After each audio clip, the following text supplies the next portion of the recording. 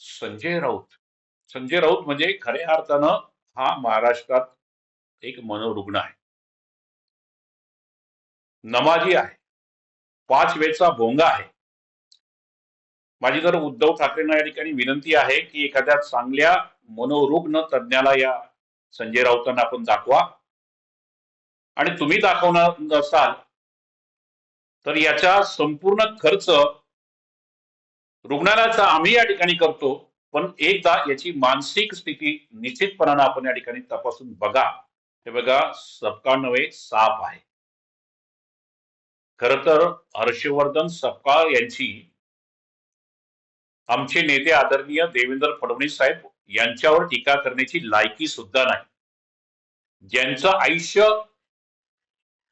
टक्के घेण्यात गेले आणि ज्यांनी टक्केवारी घेऊन या महाराष्ट्राची तिजोरी लुटली, त्या काँग्रेस पक्षाच्या या पुढाऱ्यांनी या राज्याचे अतिशय निष्कलंक सन्माननीय देवेंद्र फडणवीस साहेब यांच्यावर आरोप करण्याचा किंवा धाडस करण्याच्या ठिकाणी प्रयत्न करू नये.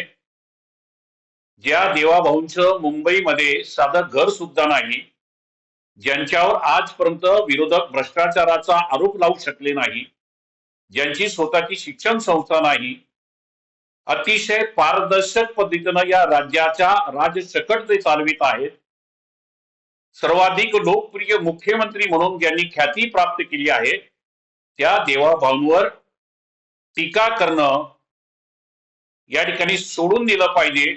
नंतर अन्यथा महाराष्ट्राची जनता या काँग्रेसच्या पुढाऱ्यांना, या तथाकथित सपकाळांना रस्त्यावर सुद्धा फिरू देणार नाही.